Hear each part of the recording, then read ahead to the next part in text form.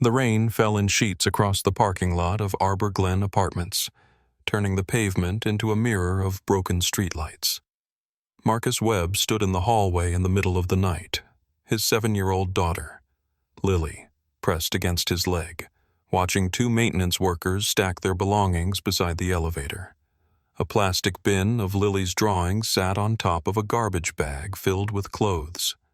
The building manager read from a clipboard without looking up, citing lease violations Marcus had never committed. When Marcus asked for just one more night so his daughter could sleep in a bed, the manager shook his head and walked away. Lily tugged her father's sleeve. She didn't cry. She just whispered, "Daddy, did we do something wrong?" Marcus had no answer. He picked up what he could carry and led her toward the stairs. High above downtown Chicago, in a corner office wrapped in Florida ceiling glass, Katherine Aldridge signed her name on document after document. The papers blurred together after a while. Lease terminations, vendor contracts, liability waivers, acquisition proposals.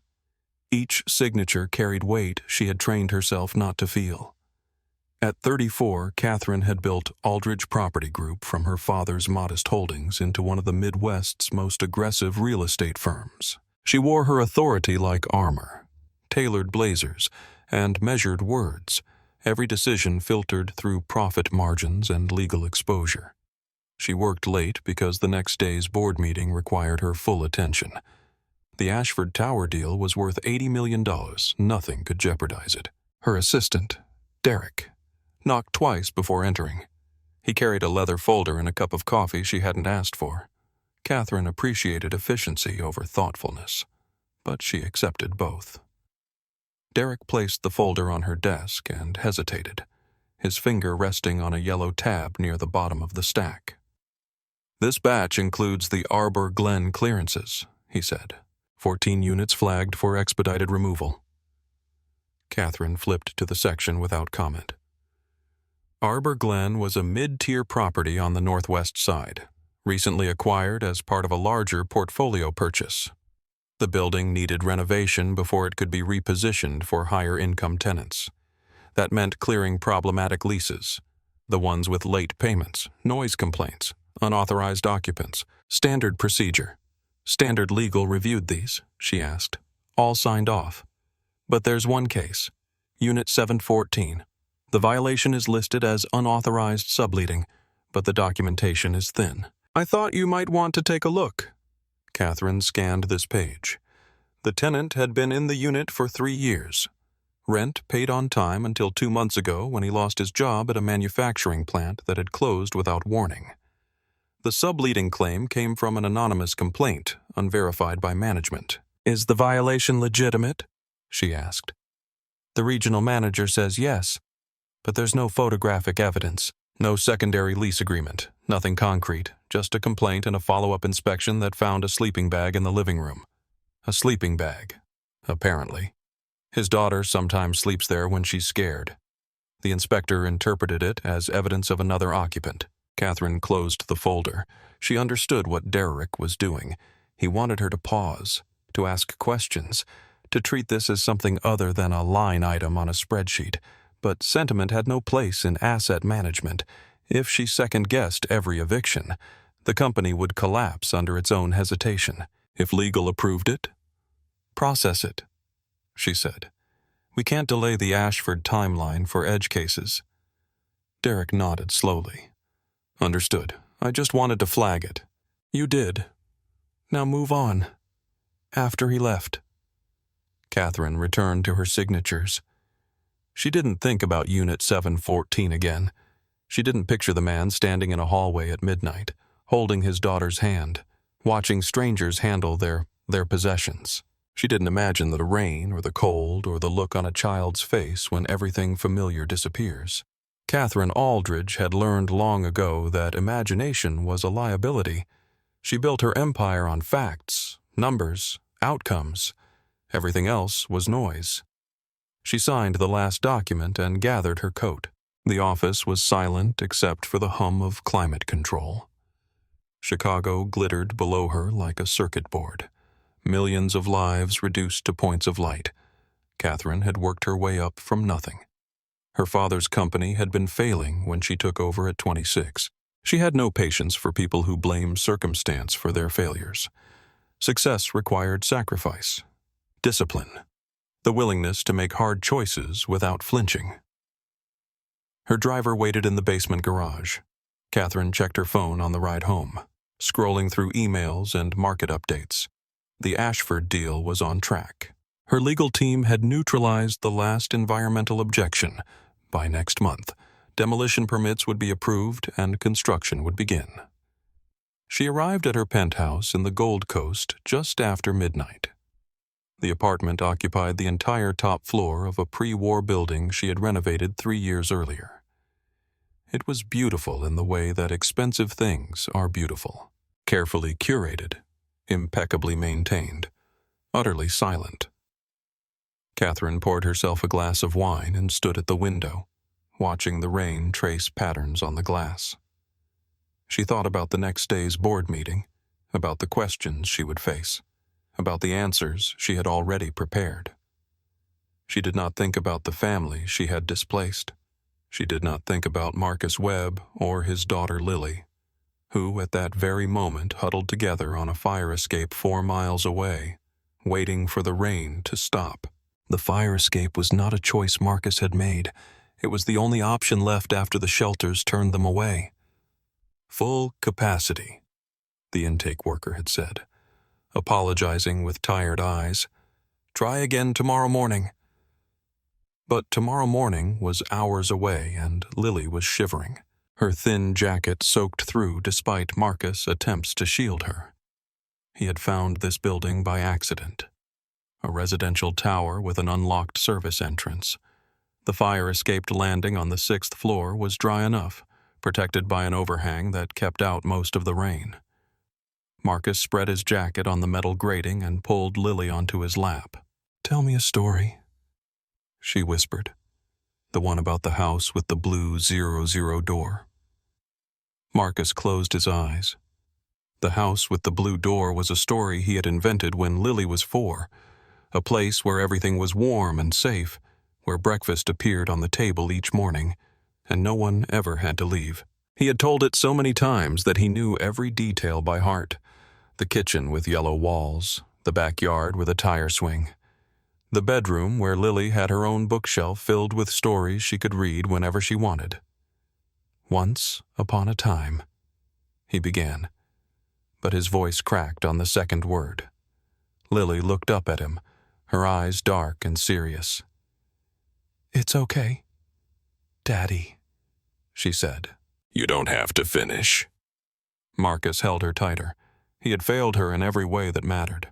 Lost his job, lost their home, lost the stability she deserved. His wife had died in childbirth. He had raised Lily alone for 7 years, working double shifts, taking every overtime hour available, building something that felt almost secure. Now, it was gone. Dismantled by people who had never seen his face, who had signed papers and offices he would never enter. The rain intensified. Water began pooling on the landing despite the overhang. Marcus knew they couldn't stay here much longer. Hypothermia was real, especially for children. He needed to find somewhere dry, somewhere safe, somewhere Lily could sleep without waking up colder than when she closed her eyes. He stood, lifting her in his arms. "We're going to knock on some doors," he said. "Someone will help us." Lily nodded against his shoulder. She had stopped asking questions hours ago. The building was old, but well-maintained with thick walls and heavy doors at muffled sound. Marcus climbed to the 7th floor and found himself in a carpeted hallway with brass numbers on each door. He chose the first one he saw and knocked softly, then louder when no one answered. He tried the next door and the next. Either no one was home or no one wanted to respond to a stranger in the middle of the night. At the end of the hall, a door stood slightly different from the others. Heavier, darker, with a small brass plaque that read simply PH for penthouse. Marcus assumed someone with money lived there. probably someone who would call the security the moment they saw him. But Lily was shaking now, her lips tinged with blue, and Marcus had no pride left to protect. He knocked for a long moment. Nothing happened.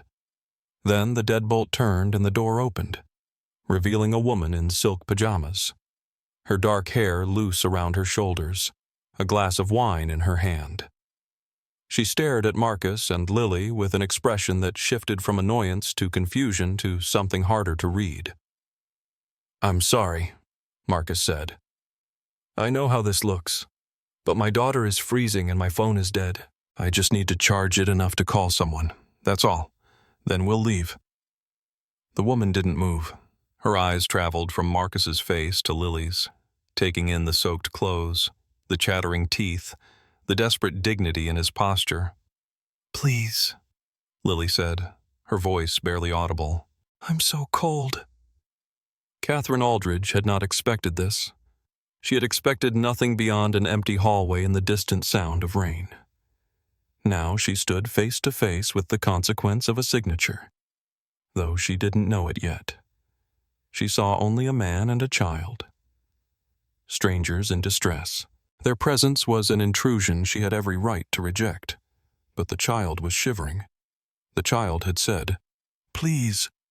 Katherine stepped aside. "Come in, just until the rain stops." The apartment was warm in a way that made Lily gasp.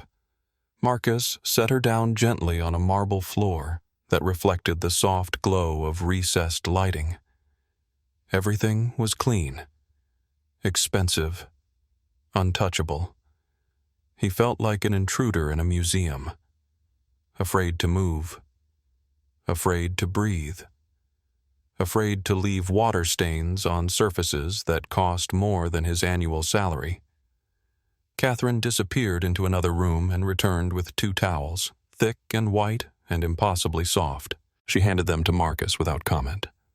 "Thank you," he said.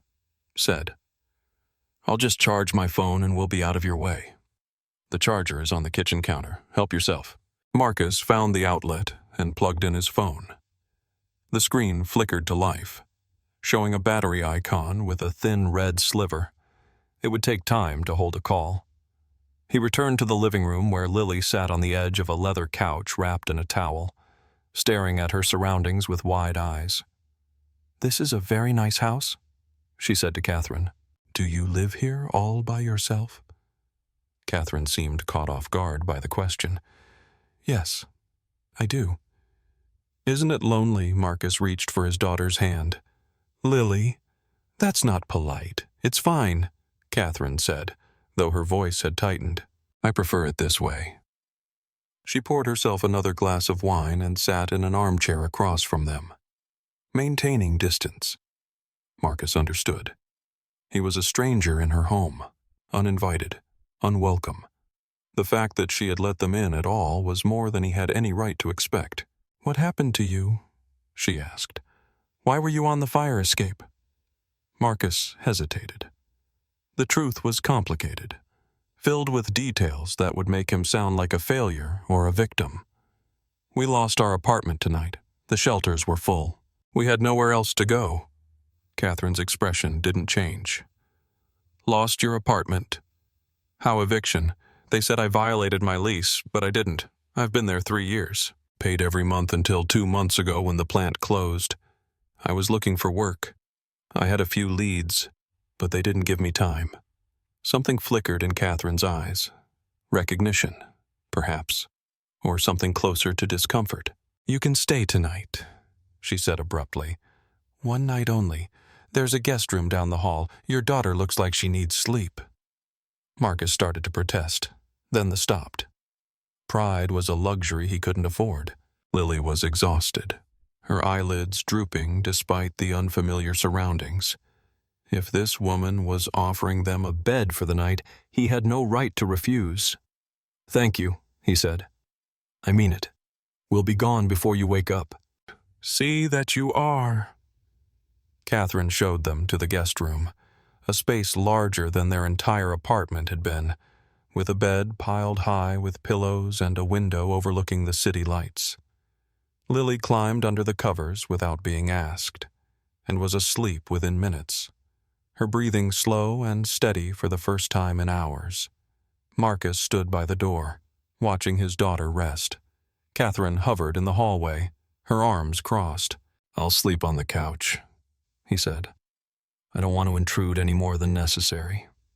The couch is fine." She brought him a blanket and a pillow, placing them on the cushions without ceremony. Marcus sat down, feeling the leather give beneath him.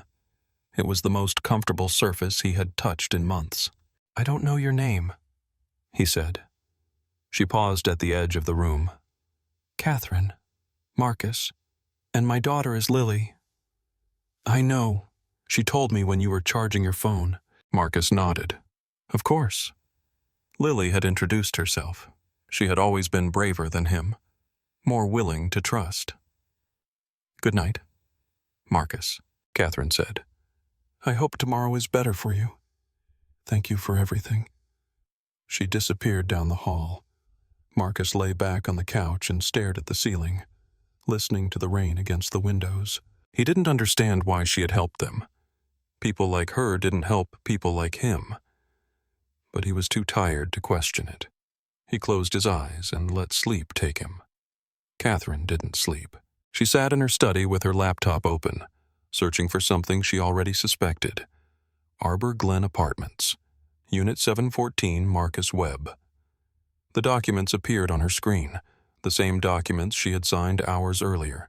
The eviction order, the falsified lease violation, the name of the regional manager who had processed the removal. She had done this not directly, not with malice, but with indifference, which was perhaps worse. She had signed a paper that destroyed a man's life, a child's home, and she had done it without a second thought. Katherine closed the laptop and poured another glass of wine. Her hands were shaking. She told herself it was the cold, the late hour, anything but guilt. She had nothing to feel guilty about. She was a businesswoman making business decisions. The market demanded efficiency. Compassion was a luxury that bankrupted companies. But the child had said, "Please." The child was sleeping in her guest room, warm for the first time in hours because Katherine had opened a door. And now she knew the truth, that she was the reason that door had needed to be opened at all. She thought about what to do. She could pretend she hadn't seen the documents. She could let Marcus and Lily leave in the morning and never think about them again. The eviction would stand. The Ashford deal would proceed. Her life would continue, exactly as planned. Or she could look deeper. She could examine the evidence that Derek had flagged. The thin documentation, the anonymous complaint, the inspection report that made no sense. She could find out if this was an isolated incident or part of a larger pattern. Katherine pulled up her email and began to type. She woke to the sound of the front door closing. Gray light filtered through the curtains. The rain had reduced to a thin drizzle. Katherine rose and walked to the living room where the couch was empty. The blanket was folded neatly, the pillow placed on top with precision. They were gone. Marcus and Lily had left before dawn, exactly as she had demanded. She should have felt relieved. Instead, she felt hollow. On the kitchen counter, beside the phone charger Marcus had used, lay a small piece of paper. Katherine picked it up and read the words written in a child's careful handwriting.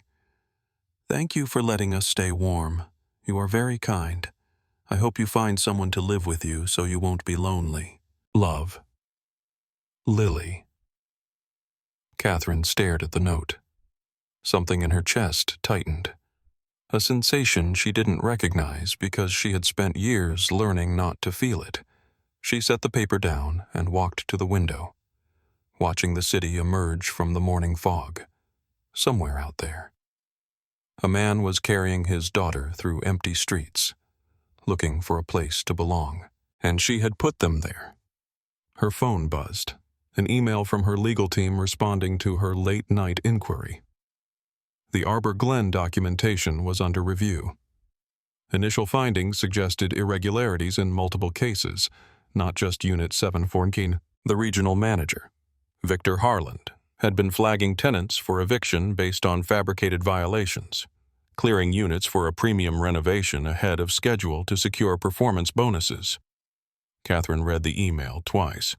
Then she picked up Lily's note and read it again. "You are very kind." She wasn't kind. She had never been kind. She had been efficient, strategic, successful by every metric that mattered. But a 7-year-old girl had looked at her and seen something else. Something Katherine had buried so deep she had forgotten it existed. She thought about the board meeting ahead, the Ashford deal, the question she would face. None of it mattered the way it had mattered yesterday. Katherine opened her laptop and began composing a different kind of email, one that would tear down everything she had built on the foundation of her own indifference. Marcus found a day shelter on the south side that opened early. He and Lily ate breakfast at a long table with other families, other fathers, other children who had lost their homes for reasons beyond their control. The oatmeal was thin but warm. Lily ate without complaint, her legs swinging beneath the chair, too short to reach the floor. "Daddy," she said between bites. "Will we see the nice lady again?" Marcus shook his head. "Probably not. Sweetheart, she was just helping us for one night. I liked her apartment.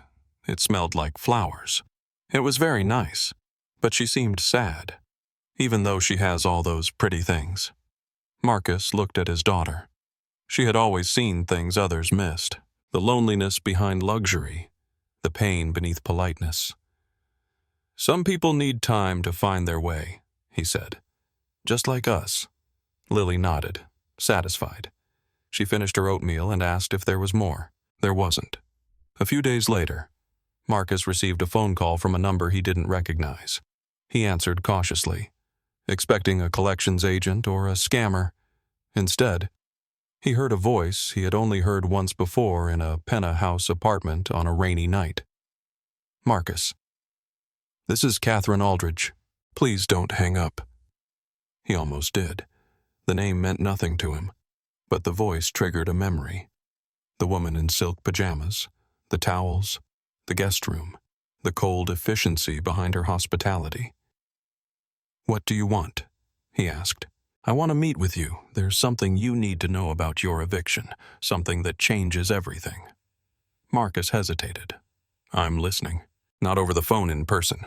There's a coffee shop on State Street called Groundwork. Can you meet me there tomorrow at 10? I'll be there." The coffee shop was crowded with morning commuters, but Katherine had secured a corner booth away from the noise. She wore a gray blazer and no makeup, her hair pulled back in a simple ponytail. When Marcus arrived, she stood to greet him, then seemed to think better of it and sat back down. "Thank you for coming," she said. "Can I get you something coffee?" "I'm fine." Marcus slid into the seat across from her. "You said you had information about my eviction." Katherine nodded. She pulled a folder from her bag and placed it on the table between them. "Your eviction was fraudulent. The lease violation cited in your removal notice was fabricated by a regional manager named Victor Harland. He's been doing this to dozens of tenants across multiple properties, creating false violations to clear units for premium renovation. The company he works for is mine. I signed the order that put you on the street." Marcus stared at her. The words didn't make sense at first. Then it clicked. The woman who had opened her door to a freezing child was the same woman who had made that child homeless in the first place. "You," he said, "you did this to us. Not intentionally, not knowingly. But yes, the responsibility is mine." Marcus's hands clenched beneath the table. "Why are you telling me this?" he asked. "Because I'm going to fix it. I'm presenting evidence to my board of directors this afternoon. Victor Harland will be terminated and referred for criminal investigation. Every tenant he displaced illegally will be offered reinstatement with full compensation, including you." "And what do you get out of it?" Katherine looked down at her hands. "Nothing good. The board will likely remove me from my position. The company's stock will drop. My reputation will be destroyed." She met his eyes. "But none of that matters. I made a choice without thinking about who it would hurt. Now I'm making a different choice." Marcus didn't know what to say. He hadn't expected honesty. He hadn't expected accountability from someone who had everything to lose. "Why does this matter to you?" he asked. "You don't know me. You don't owe me anything." Katherine reached into her pocket and pulled out a folded piece of paper. Snorts.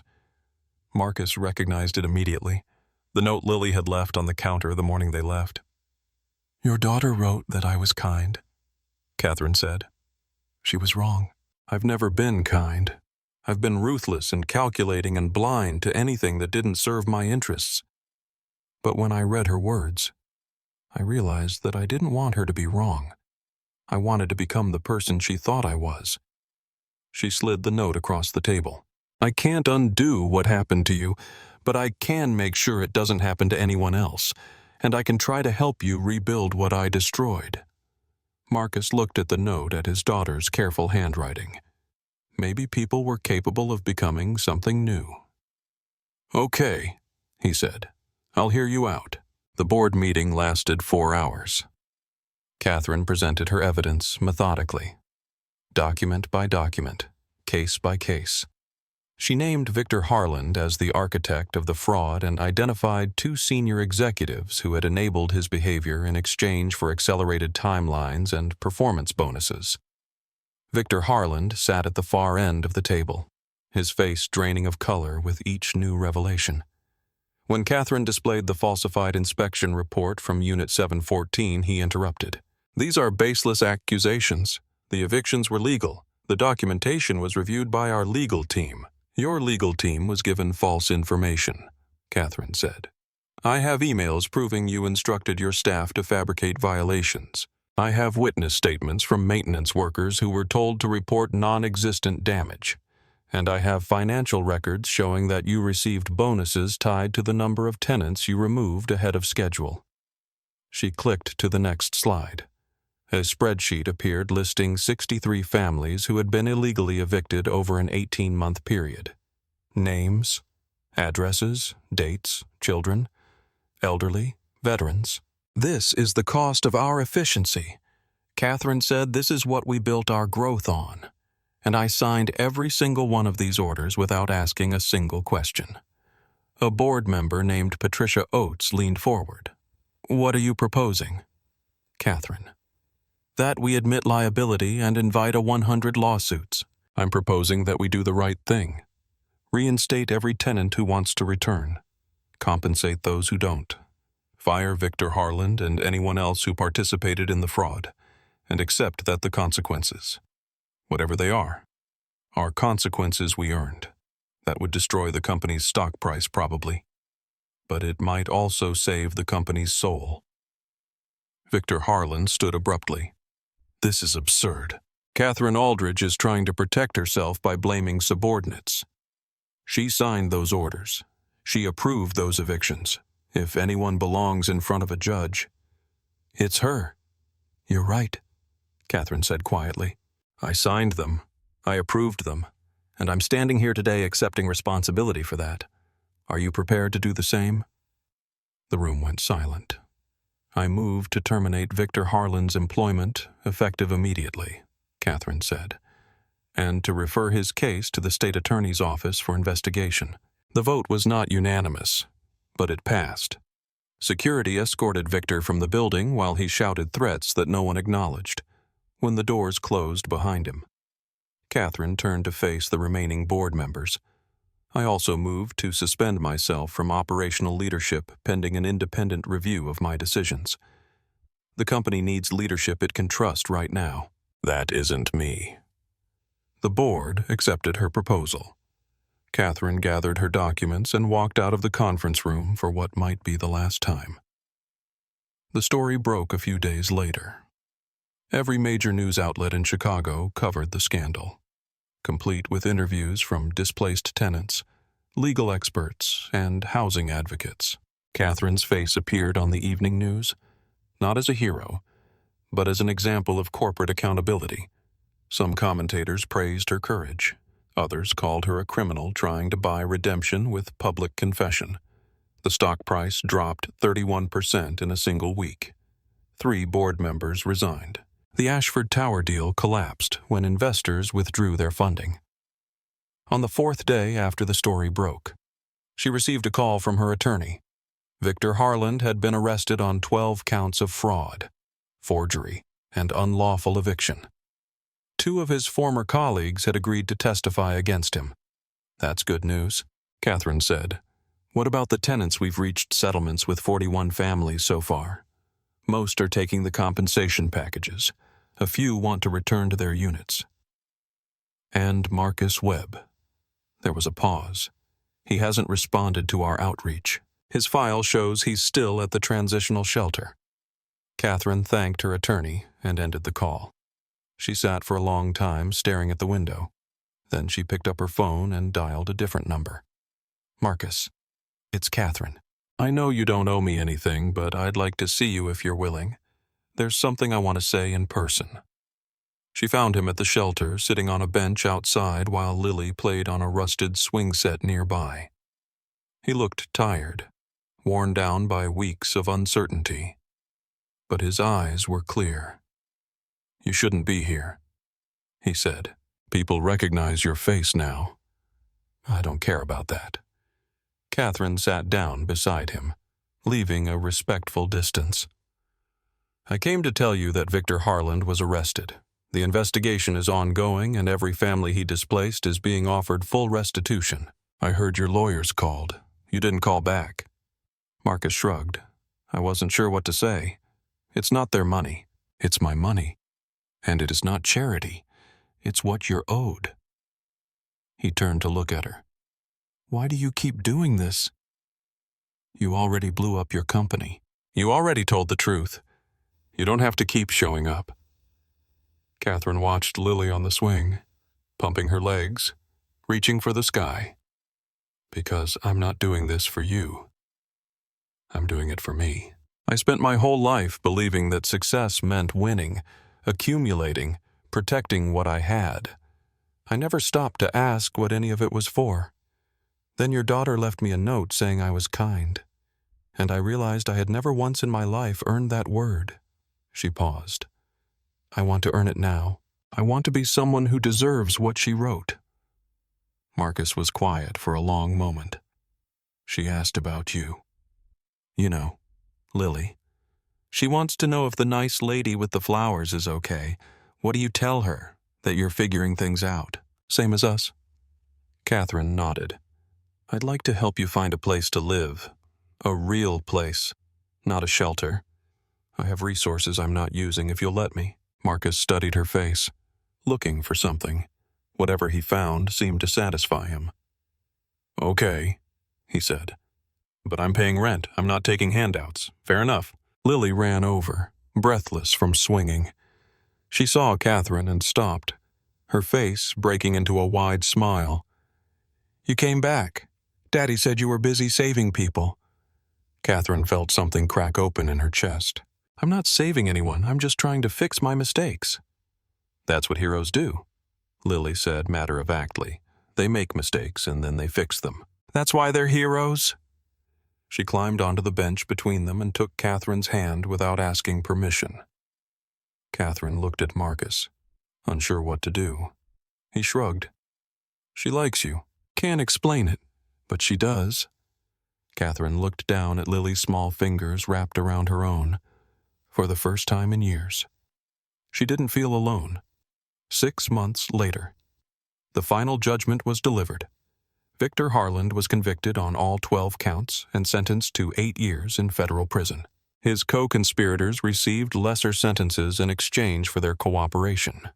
The Aldridge Property Group, now under new leadership, established a tenant protection fund and implemented mandatory oversight for all eviction proceedings. Katherine was cleared of criminal liability, but permanently removed from executive leadership. She sold her shares in the company and used the proceeds to establish a housing advocacy organization. Marcus moved into a 2-bedroom apartment in a neighborhood with good schools and safe parks. He found work as a supervisor at a construction company, a connection Katherine had made without his knowledge, when he found out. He called her to complain. "I told you I don't want charity. It's not charity. You're qualified. They needed someone. I just made an introduction." He couldn't argue with that. They started meeting him for coffee once a week, then twice. Lily joined them on weekends, filling the silence with questions about everything. Katherine answered every question seriously, as if a 7-year-old's curiosity deserved the same respect as a board member's inquiry. "She's good with her," Marcus observed one afternoon. Watching Katherine helped Lily with homework. "Children are terrifying," Katherine admitted. "They see through everything," Marcus laughed. "Lily knew you were sad the first night she met you. Took me weeks to figure out the same thing. I wasn't sad. I was empty. There's a difference." And now Katherine looked at Lily, who was drawing a picture of a house with a blue door. "Now I'm learning to fill the space." The final hearing was scheduled for a Tuesday morning in late spring. Marcus and Katherine sat in the front row of the courtroom while a judge reviewed the disposition of Victor Harland's assets as part of his sentence. Harland was required to pay restitution to his victims when Marcus' name was called. The judge read a figure 147,000 shows lost wages, relocation costs, emotional damages, and punitive compensation. "This doesn't make up for what happened to you," the judge said. "Nothing can. But the law recognizes that you were wronged, and the law demands accountability." Outside the courthouse, Katherine handed Marcus an envelope. "What's this paperwork for a property I own? A house in Evston, 3 bedrooms, a backyard, a swing set that needs repairs. I bought it last month through a trust." Marcus stared at her. "I can't accept that." "You're not accepting it. You're renting at market rate with an option to buy if you want. The only difference is that I'm your landlord, and I promise never to evict you for false violations." He laughed despite himself.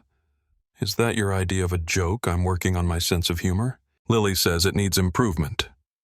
He looked at the envelope, then at Katherine. Something had shifted between them over the past months, something neither had named. "Why are you doing all of this?" he asked. "The house, the job, the weekly coffee. You don't owe me any more. The debt is paid." Katherine took a breath. "Because I wasn't looking for a way to clear my conscience. I was looking for a way to live, and somewhere along the way, I found you. Both of you." Lily tugged at Marcus's sleeve. "Daddy, is Miss Katherine going to live in the new house with us?" Marcus looked at Katherine. She looked back at him. Neither of them had an answer. "Not yet." But the question hung in the air. "We'll see," Marcus said. "Some things take time." "Like the house with the blue door?" Lily asked. Katherine knelt down to meet her eyes. "Exactly like that. But this time it's real." The house in Evston was exactly as Katherine had described. White clapboard siding, a covered porch, a backyard with an old maple tree. Marcus spent the first week making repairs, replacing loose boards, fixing the screen door, building a new frame for the swing set. Lily helped by handing him tools. Katherine visited on the weekends. At first, she stayed for an hour, then for lunch, then for dinner. She learned to cook simple meals, burning the first 3 attempts before producing something edible. Lily delivered her verdicts with brutal honesty. "This pasta is too salty." "Miss Katherine, thank you for the feedback." Lily, by summer. Katherine had a key to the front door. She left a toothbrush in the bathroom and a change of clothes in the closet. She still maintained her penthouse in the city, but she spent fewer and fewer nights there. The empty rooms felt like a prison she had outgrown. One evening in August, Marcus found her sitting on the porch, watching the fireflies emerge from the grass. He sat down beside her and handed her a glass of lemonade. "Lies asleep," he said. "She wanted me to tell you good night." "She could have told me herself. She said you looked like you were thinking important thoughts and she didn't want to interrupt." Katherine smiled. "She's too smart for her own good. She gets that from her mother." Marcus paused. "You would have liked her. Anna. She was fierce and kind, and she never let me get away with anything. I wish I could have met her. They sat in silence for a while, listening to the crickets. I never expected this, Katherine said finally. Any of it. I thought I knew what my life was supposed to look like. And then I opened a door on a rainy night, and everything changed. Do you regret it opening the door? No. Never. Marcus reached her out and took her hand. It was the first time he had touched her deliberately. His fingers were rough from years of labor. Lily asked me something yesterday. He said she wanted to know if you were going to be her new mom. Katherine's heart stopped. What did you tell her? I told her that families come in all shapes and sizes, and that the only thing that matters is whether people choose to love each other no matter what. And what did she say? She said she already chose you a long time ago. She was just waiting for us to catch up. Katherine laughed, tears forming at the corners of her eyes. She's smarter than both of us combined. I know. Marcus squeezed her hand. So, what do you say? Are you willing to catch up? Katherine looked at the house behind them, the porch light glowing warm against the darkness, the window of Lily's bedroom. She thought about everything she had lost and everything she had found. Yes, she said. I'm ready. 2 years later, they stood on the same porch watching Lily blow out 9 candles on a birthday cake shaped like a castle. Friends and neighbors filled the backyard, children running through the sprinklers, adults chatting over lemonade. The maple tree had a new tire swing. Marcus wrapped his arm around his wife. They had married in a small ceremony the previous spring, with Lily serving as flower girl and ring bearer because she refused to choose. The house with the blue door was no longer a story. It was their life. Happy, Katherine asked. Terrified, Marcus admitted. She's going to be a teenager in a few years. We'll survive. We survive worse. He kissed her forehead. Thank you for everything. Lily ran over, frosting smeared across her cheek. Come see my presents. Someone gave me a telescope. Katherine looked at Marcus. He raised an eyebrow. I might have ordered something, she said for stargazing. She mentioned she wanted to see the moon up close. You spoiler. Someone has to. They followed Lily across the yard. The sun was setting over the rooftops, painting the sky in shades of golden rose. And somewhere in the universe, a door that had opened on a rainy night remained open still, leading to a home that had chosen them, a family that had found its way, a love that had grown from the wreckage of everything they thought they knew. Some stories begin with tragedy. This one began with a knock in the darkness in a child who believed in kindness. In the heart-wrenching tale of Marcus Webb and his daughter Lily, evicted on a stormy night, we witness the profound transformation sparked by a single act of kindness. Katherine Aldridge Ackbone, a ruthless real estate mogul, unknowingly signs the papers that shatter their world, only to open her door to them in desperation hours later. What unfolds is a powerful reminder that life's most valuable lesson lies in the power of empathy and redemption. We often build walls around our hearts, chasing success, wealth, and efficiency, blind to the human cost of our choices. Katherine's empire crumbles not from failure, but from her awakening to the emptiness of a life devoid of compassion. Through Lily's innocent note, "You are very kind." We see how a child's pure faith can crack open the heart of soul, urging us to confront our indifference and choose humanity over profit.